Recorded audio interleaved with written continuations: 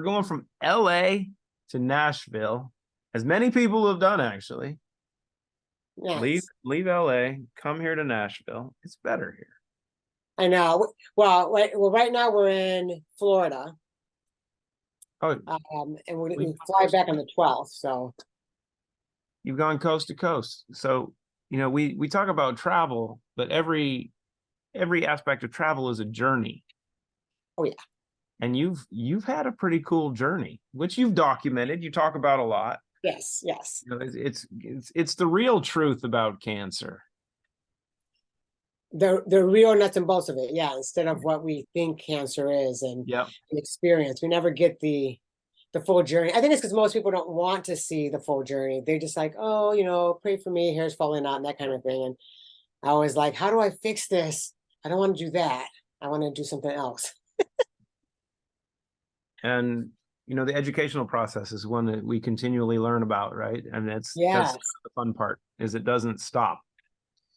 No, it's so funny because everything I learned in 2010 to what I know now, I mean, there's just way more things to keep learning. You just don't stop learning. Are you finding that through this journey, though, with having a personal life experience that shifted your focus, right? Because survival is always a great motivator. Oh, kind of unique in that aspect.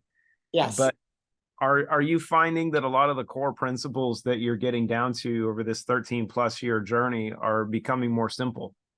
Or is it really complex, or is this process actually quite simple? It's just doing it properly. Exactly. It is quite simple, and it is about doing it properly. I think it's that when you're first going through the journey and learning, you get so many different people and different advices and stuff that it becomes overwhelming. And I think that's what it is. But once you get to all the nuts and bolts of the whole thing, you're going, okay, so I just have to cleanse my body out, nourish it back to health, and balance things out so that it's running right. And I just have to figure out what that is. But in the beginning, you're just going, oh, but this person said this, and when that person said that, that's not good. And I learned that it just depends. Someone may say something's really bad for you because of whatever that ingredient or whatever that thing is. But when you look more deeper into what that thing does and it's what you need, then it's not really bad for you. I mean, even when they were saying, in the beginning, they were like going, oh, you shouldn't eat apricot seeds because, and then cyanide, it's poison, and it's right. And I'm like, well, why would we have poison in our food that God created for us to eat? That's too close to home that we're putting it into our mouths. So it really didn't, a lot of stuff didn't make sense, but I started just trying things out. And honestly, it's been such a journey because I went from, learning my lines, building this character to be on set in front of a camera to create this story, to now it's like, well, no, now I have to build my knowledge to understand what this character needs to go through to turn things back around in my real life. So it was interesting. It was because even as an actor, you have to do a lot of research into that if you want to be a good actor. Yep. You go into the depth of this character is like this. Well, that's their personality traits, and then you kind of look around how people act or walk or talk or act, the whole thing, so you can breathe that into your life. It's kind of the same thing, but to another level, because then this is about fighting for your life. So it's not about fighting to get that role. It's about fighting to stay alive. What do you think was a more profound role, though? I mean, because you're playing the role of a survivor, and I hate the term "fake it till you make it." I think that's just an asinine line of bullshit. Yep. But the importance of being strong through a process, and not just for yourself, but for those around you, right? Yeah. Yep. Because I know, with my wife, with what she's already previously been through and what she continually deals with because of the amount of stress that we go through, and how the journey, once your body is compromised to an extent, it has that memory, and it will go back to it if you're not doing the key things. So when fear comes up, it's being able to have that strength. So did you feel through this journey, and I don't think it's, if you've never been through it, like I've never had cancer, how do you think your acting background and what you were taught in that aspect played a role in your road to recovery, of being able to show strength when you know internally it's like, I'm dealing with some shit and I don't like this? Right. Well, actually, I think it plays a big role because I was always used to, things could go crazy at home, but now I have to be this complete different person in front of the camera to go through this audition to land that job. Or something went bad and now we're on set and we're filming, and I literally just have to become that person. And I think that helped a lot because when, even when I had like a week left to live, and everything was shutting down. Like I had cancer throughout my body, 5% use of one lung. I was barely it was like I was breathing through a straw. It was horrible. But, and I can't even explain it, but I could feel death. I didn't even know you could feel death. I was feeling death and still knew that I was still going to come, I was going to beat this, even though death was sitting there knocking at my door. But I had to become this person where, like, no matter what I was feeling, no matter what I was going through, I'm going to turn this around. Not, I hope I turn this around. I'm wishing I turned it. It was really like every part of me just knew, so that I took that on and then I displayed that to my friends, to my family. Like that, it's like I took it in and this is what it's gonna be. And so even when people would go, oh, so, and I was like, oh no, please don't talk to me that way. Talk to me like I'm fine. Don't talk to me like you think I'm gonna die. So, and then like, oh, I'm sorry, so, and I would make sure, like, if you're around me, if you're talking to me, talk to me like we're gonna see each other next year and we're gonna party or we're gonna do whatever. We're gonna we're gonna get together. And that was huge for me. I even had to get to a point where those that were negative, that had this thing were like, I can't believe you're not doing chemotherapy and radiation and you're just gonna die. And yep.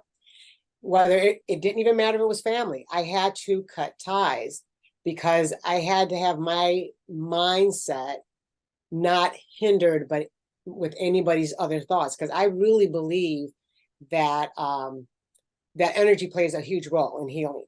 So it's not just what we're putting in our bodies, but what we're feeling. And so it's all energy, frequency, and you're getting the energy and the frequency of what you're putting in, but you're also either a byproduct of your environment or a victim of your environment. Right. And so here's an interesting question, though, because you talk about being able to feel death. Yes. And if you had chosen to say, I quit, I can't do this, how quickly do you think you would have left? I would have, if I would have gave up, I probably would have been gone within a day or two, for sure. And I say that because my body was it just was, everything was shutting down. And so I think people underestimate the power of the brain, the power of the mind. And if your mind says no, it doesn't matter what your body's feeling or what it's going through, your mind's going to start doing whatever it needs to do to correct those feelings and what's going on. So I honestly, the way I felt death, and it was like, right, it's just the weirdest feeling, but knowing that I wasn't going to go anywhere and that I'm turning this around, it's like the brain just kind of works with you. I can't even explain it, but it really does play a role. And I think when I look at people that I talk with, because I talk with a lot of people around the world who, they're sent home to die. In fact, a few now, just past week, I had someone who they gave 3 months to live and died in a week. Mm-hmm. Another one just a few days ago, another one, their dad was given 3 months to live, 90 days. And so I said, that's the last thing they need to put in his mind, because the body will go along with what you're saying.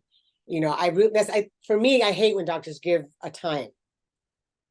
It's one of the things. It's one of the things that pisses me off to no end of working with oncologists and working with people that have been given a diagnosis. Is like, who in the hell are you, right? Exactly. And we have, and Christina, I think, has gone over one of our cases that we have that's here in town, and she was at City of Hope. She was out in California and in Phoenix, and she's 20. I think she's 25 years old, and I think she was given 2 weeks and weighed probably, I'll say, a heavy heavy 80 pounds. I'm probably over on what she weighed. She's about 5'5", and you could see every bone in her body. And, you know, we got a referral. I won't say we, but I'll say we when I say Christina and I, but I didn't do anything on it. But one of our close friends works with her sister, and she's here in Nashville.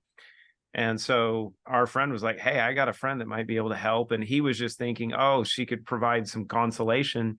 And it turned into Christina getting her entire medical file and saying, look, they've got her on hospice, and it's likely that the surgery that they did, because she had colon cancer, and the surgery that they did nicked an artery that caused her to go septic, that caused all these issues. They want her to die because if she lives, they're liable for what they caused.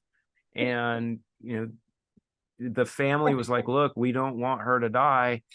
What do we need to do? And the first thing, Christina's like, look, you got to get her out of hospice because they're going to kill her.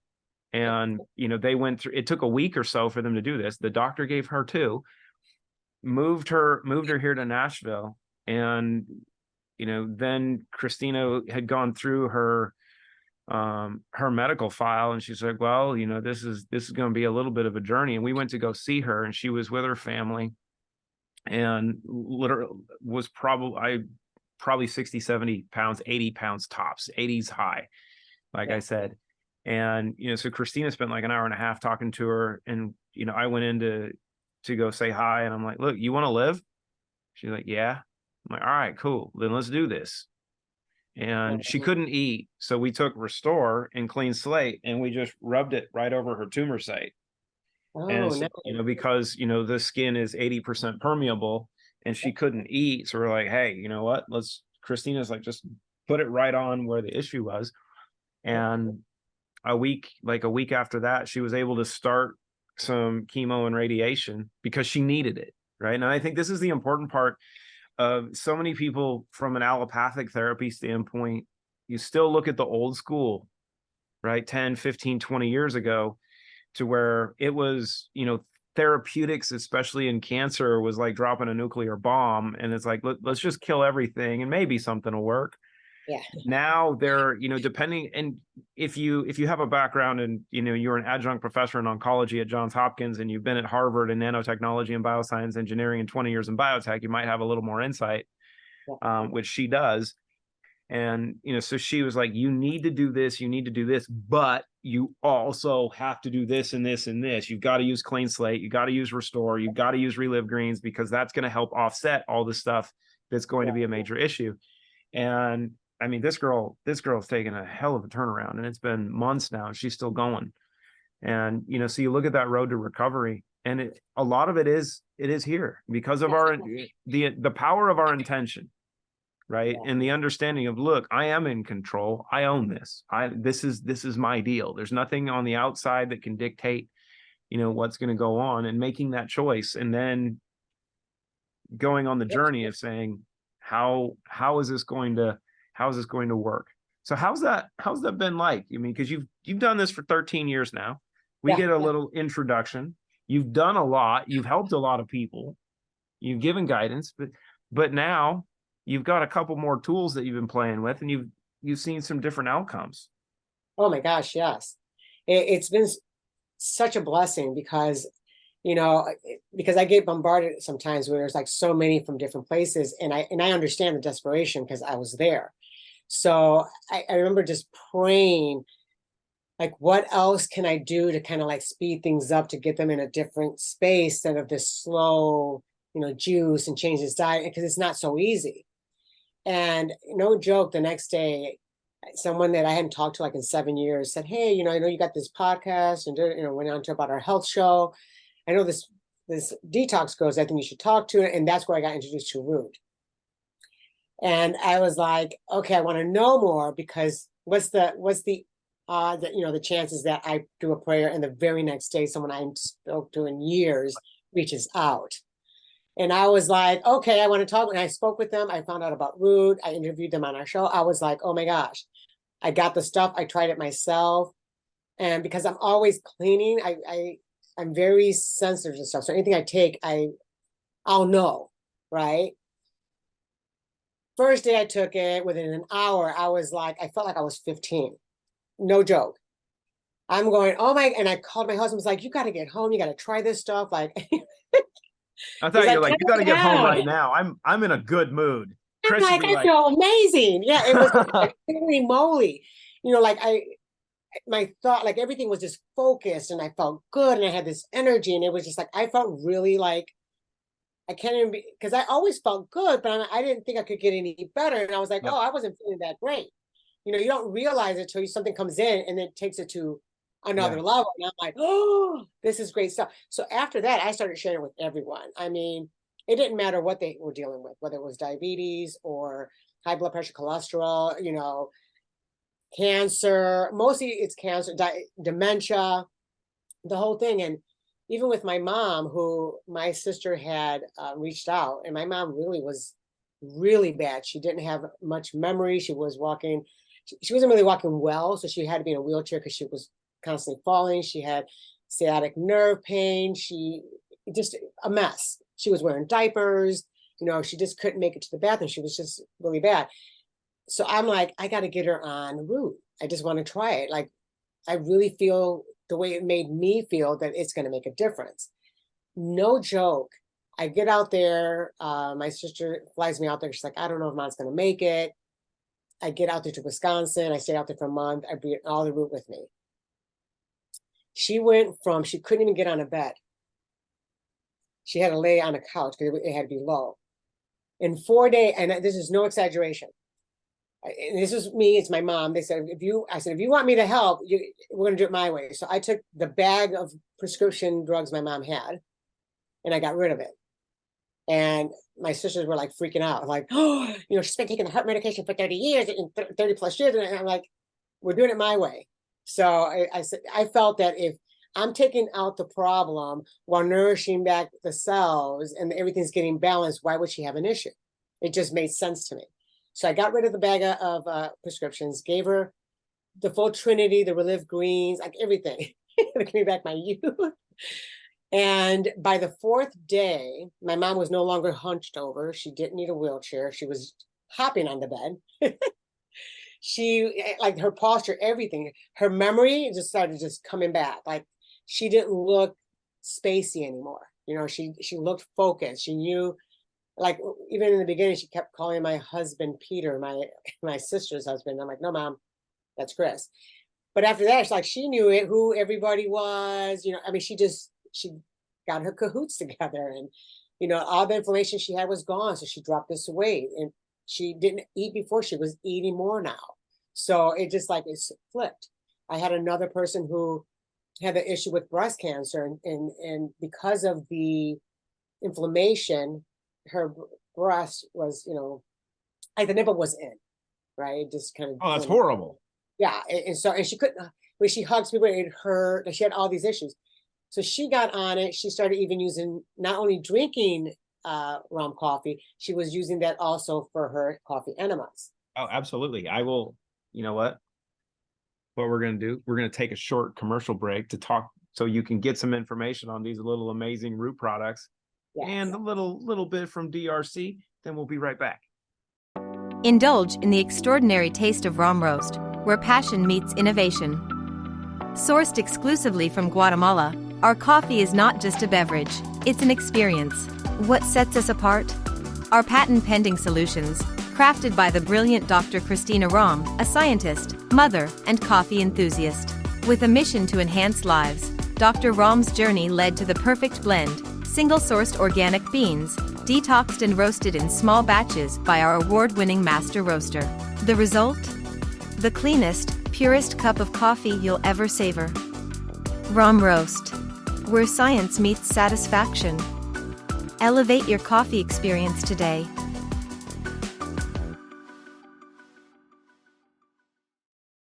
So this is something that, I've been a big fan of, myself since when I turned 40, my birthday present to myself was my first colon hydrotherapy session. Oh, yeah. I took a picture of my feet on the wall and I was going to post it on social media, and Christina's like, no, you can't do that. I'm like, why that's not? Funny. But oh, that's funny. I love it. And then I had a couple of my friends, tell me about the value of, of doing coffee enemas.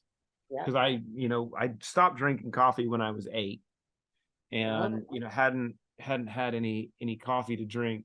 And I'm like, coffee enemas. I did my research, and the biggest problem with coffee is fungus and parasites, and so you have to try to find a good green coffee and everything to do it right. And then Duquesne wants to have a coffee shop and a bookstore, so we end up making Rahm roast. And the first thing I did, actually, when we got it, was, one, I tried a cup of espresso, and then the next morning it was, all right, we're doing coffee enemas, let's see how this goes. And it's a different experience, and it's outstanding. Yes, So, it is, honestly. I mean, because even when I did coffee enemas, I always did the air roasted and everything that was specific for enemas. But when I did the Rahm, I'm like, oh, I like this way better. So my friend did that, and she said her whole body got, and I think it's because she was fighting what she's been fighting, right? She said my whole body got warm, even especially in her breast area where she had all the swelling and and the hard tissue and all the stuff that was happening. It out of nowhere, because she showers daily and sometimes twice a day, and she always has to clean like the inside because it goes in, right? Was back to normal. Like it was she looked, she's like, wait, what when did this just happen? Because she's showering every day, and out of nowhere, here she goes to shower and it's back to normal. The breast is now equal to the other breast. She has no more pain. Inflammation is gone. Yeah. The card tissue and knots and stuff gone. I mean, we're talking, this is someone who's been fighting breast cancer and going through all this stuff, to where she's going, wait, what just happened? And this is her doing the coffee enemas, olive root, by the way. She does, Give Me Back My Youth, the Trinity, all of it. And she called me and left me this 7-minute message of excitement. So I was like, oh my God, this is so great. So yeah, but that's what I mean. This root, and honestly, it took it to another level. I've tried many supplements of anything, and I take it because I know our food it's depleted and we have to supplement. But it's not like you're going to get the best. It's not like who's formulated or what, if there's any fillers or stuff that's harmful. But here, like, that you're getting the best, that that it is organic, that it is gluten-free, that any toxins have been removed and cleaned in the right way, and in the yep. way it's processed. And it's like, that's why I tell people, it's like, no, this is like cellular food, because it's addressing you at a cellular level, because it's going into there and pulling and taking, and and I see it. Like, everyone I've shared this with, whether they're fighting cancer or any of those things, they see a reversal. I had another friend, her daughter had the same issue, and she was pretty sure she had breast cancer. And so she's very young, but I said, try this. And no joke, she went and did all of it. She got on it. She was like, okay, I'm doing this. And she changed her diet, and she got on all of root. She's good. She doesn't have the lump anymore, then swelling, because she was swollen, back to normal. Good. And this It's is amazing. It's amazing what happens when you start to turn on a couple of things. But the one thing that is so crucial, the two aspects that I really want to hit on, is when we look at ingredients, what you don't see, what's not on the label, and what is truly the secret is the energetic, the frequency component of what's done, right? And what you talked about is formulator, company, process. Those are,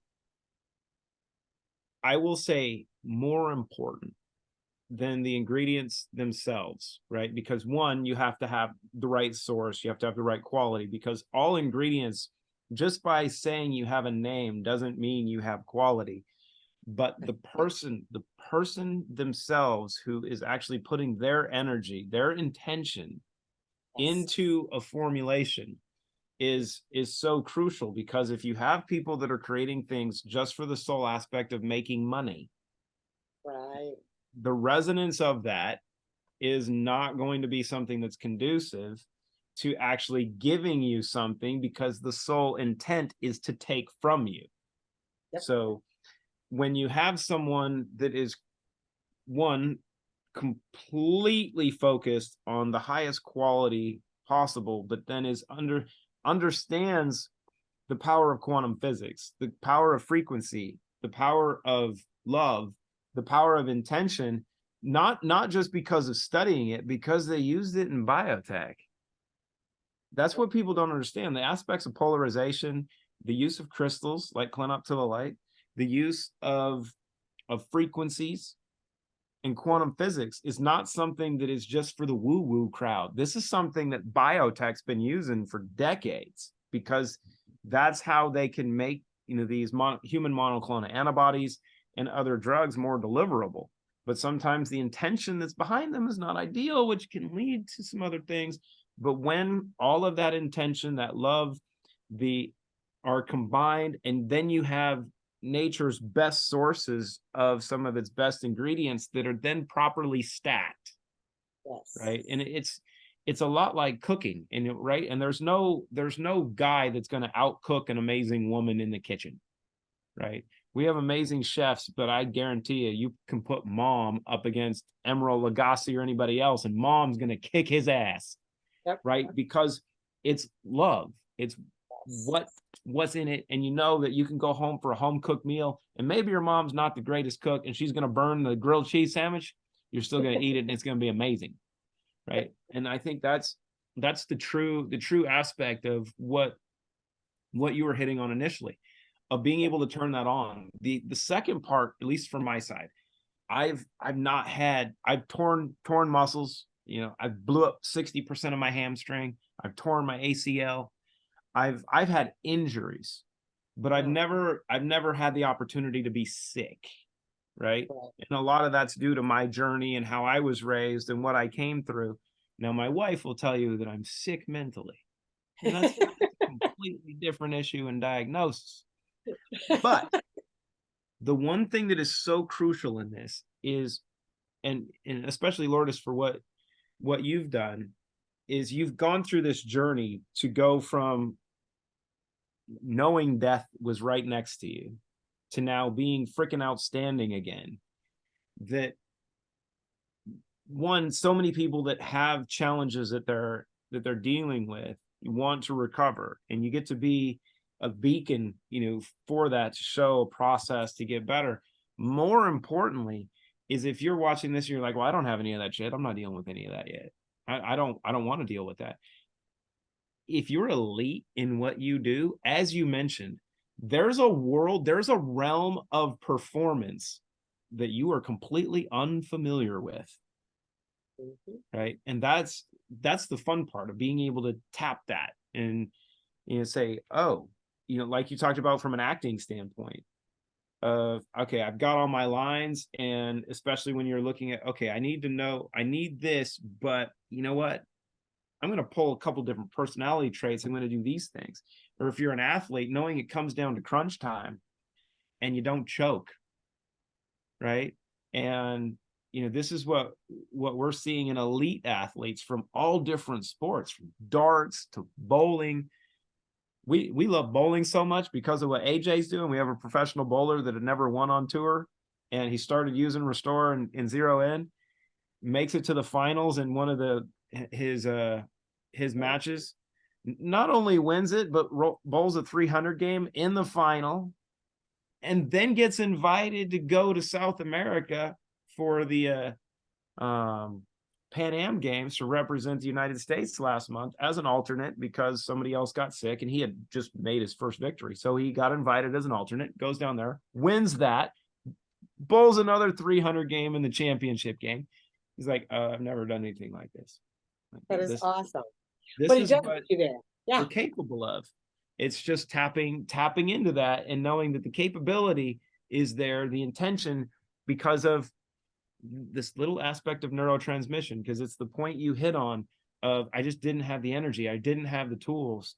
That's all. It all comes from here, right? It's all that dopamine and serotonin, but having the reserves and having the tools that your gut needs when your brain wants it, because it's all going to communicate with your heart. So important.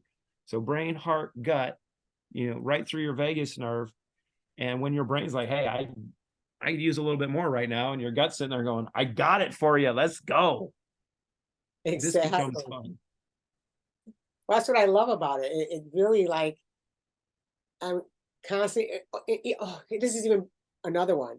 My son-in-law, who has been in a wheelchair for 8 years, he had, I think like they nicked a nerve or something when they were when they were removing the tumor from his spine, and so he had a lot of health issues. You know, things happened, but he's young, and so he's been living this life, to have always been walking, and then now you don't, and for 8 years you have to rely on people and and things.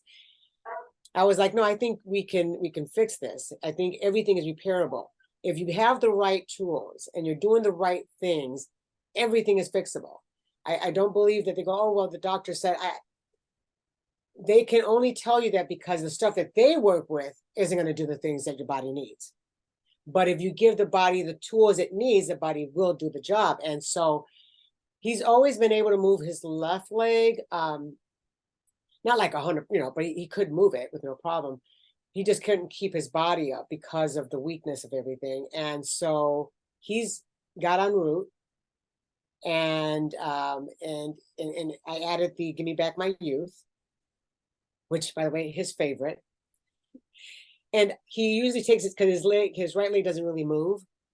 That's where he doesn't have a lot of feeling in that area, or because of the nerve. So so he goes to move his foot, and for the first time, he can actually move his foot. And he started pushing his hand with his foot that he couldn't move before. And that was 1 month en route. 1 month. So that's a little clean slate. He's using clean slate, restore, zero in, and Give Me Back My Youth and relive. Yep. So Sure I think is. I think I saw your post on that. So the edema that he had in his Oh, cabinet and that went away. Yeah, he has severe edema. Gone. flushed out. Yep. And so it's so cool when you see that. Yep. And then when you start to get into the mechanisms and understand, Yes. the lymphatic drainage and allowing the lymphatic system to start kicking in. And the interesting part is when we look at injuries, right? And this is where I can say my experience really comes in. But when you deal with the spine, and if you have an injury to an area, you have this whether it's due to an incision, which is an injury, by the way, and especially when you understand that this is an electrical mechanism and you're cutting through meridians, even if you sew them back up, you're doing some damage. Oh yeah. The injury, that point, increases a massive amount of ionic activity, right? Because the body's got to heal, and that takes energy. The energy that's taking place there actually acts as a magnet for a lot of the metals. So the toxic metals will amalgamate in those areas and create blockages. So that's where the healing process comes in. So you're dead on that you can heal it, but it's not the healing by saying, oh, let's add a bunch of this to it. It is the first aspect of what's on the back of the shirt of addition by subtraction, and this is why clean slate is so special in two aspects. One, the ability to very slowly and passively grab onto and remove those toxins, but do it in a manner that this and the operating system itself is dictating where it wants to use it, right? It's like having this little green garbage truck that's like, hey, you know what, you guys need to go clean up that area today. Go get that, and then take that out, and then tomorrow you're going to be on a different route, and not this route, but a different path. And you're going to go over there tomorrow, and then the day after that, then you're going to go over here and you're going to get that stuff, and then we'll see that. But at the same time, it's delivering nature's most important little component that we put on the label as silicon dioxide, because that's the way we have to classify it. But this bioavailable silica, the orthosilicic acid that is derived from nature's most powerful crystal and nature's most bioavailable source of this bioavailable silica, that allows the regeneration process to start taking place. And that's the energetic component that is so cool, right? And you see this and you go, okay, he's been dealing with this for 8 years. He's in a chair. He's all swollen. This doesn't look very good over the long term. We know how this is going to go. Organs start to go, I need to move around a little bit. I need a little bit of activity, and sitting in this chair is not going to solve the problem.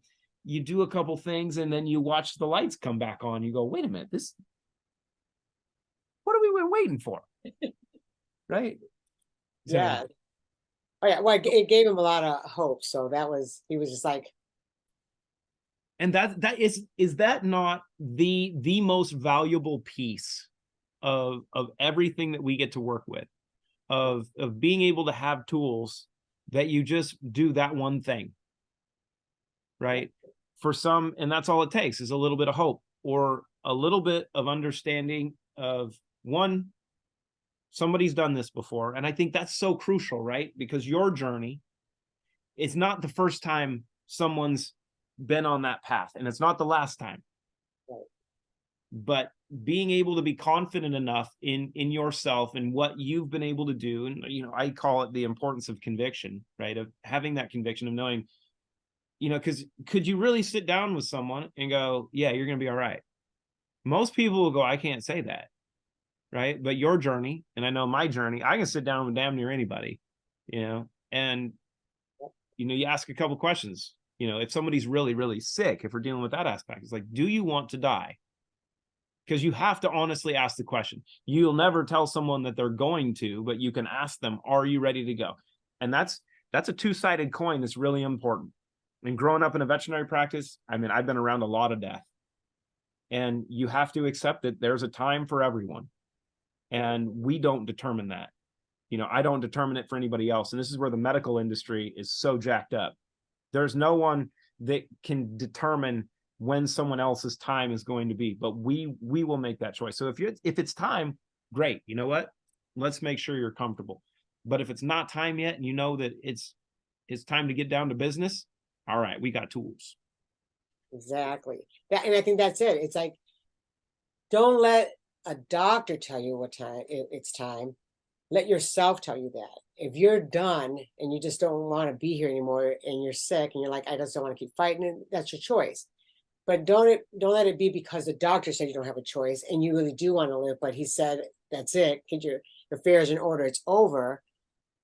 It doesn't make sense, because even with the doctor that told me, I would say he gave me a week, but to be honest, he was more like any day.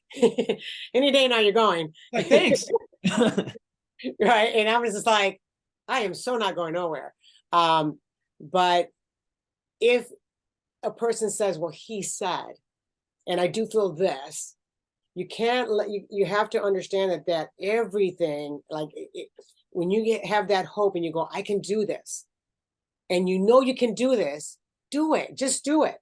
Don't let everyone who's ever exceeded in anything in life is because even if the person said this is as far as you can go, they're like, well, let me shoot higher. I may or may not do it, but I'm not going to know if I don't try. And they always succeed. And they're always the one that's breaking that record or that record because they succeeded. They didn't go, well, they've only gone this far. That's why records are always broken. I had one doctor who, after I got out of the coma and all that, and it was so funny because and my husband got mad. He's like, he shouldn't have told you that. I said, actually, I'm glad he did, because it shows me that I wasn't going anywhere, regardless of what they thought or how they felt. And he was just like, I honestly didn't think you were going to make it. And so, but I'm glad to tell you that you can go home today and everything. And that, and it was just, even though he told me that, I knew that I was going to be fine. And even as I laid in bed, and that's another thing I learned a lot about the energy, is when you see someone in bed, in a coma, it does not mean that they're not aware they're of what's there. happening. Yep. Big time. Whether they wake up and don't remember the stuff because they've been drugged up doesn't mean they didn't experience it. I remember someone that came to visit me when the hospital had said, oh, well, you shouldn't be able to dream when you're under. I said, exactly. And yet I saw everything. I saw it all. I saw myself laying in bed. I saw my husband in the hallway, and it was interesting. I could never hear anyone say anything negative because I couldn't hear it. I could only hear or sense anything that was positive. It was the strangest thing. And I think it's because my eldest daughter told everyone, look, you go into that room and you cannot cry and nothing negative in there. Because I've made it very clear, if anything ever gets bad, the only way I can get out of that is if you stay positive that I'm okay. Do not bring anything into that room of mine. And so she made sure, even my sisters got upset with her, like, she's going to tell us we can't cry. And, so, but it stood that way. And it was lovely because I was I can't tell you how many times they would be talking in the cafeteria, and I'd be sitting there with them, ready to tell them something. And then I was back in the room, and I could see myself back in the bed, you know. And so I tell people all the time, don't get wrapped in that they're in the situation and they're not experiencing something, because they are. I remember everything. I remember laying there and seeing myself. I remember when they had this thing on me, freezing my body because I stayed at 105 temperature. So they had to bring it down. But I saw it all. I went through the whole experience. I thought I was in an Asian country, that they were pumping me, and this is no joke, that they were pumping me with natural herbs so that my body could heal, while I was in California in a coma, and they thought I was done. And I'm like, and I wake up and I'm like, wait, I'm not in an Asian country. I'm in California. So there was Which is kind of like an Asian country now. right. Yes. So true. Yeah. Now it has. You're right. It's like, well, there you go. It's just don't know. foreshadowing. And it goes to show Yeah. you the power of our energy, because our energy extends outside of our bodies.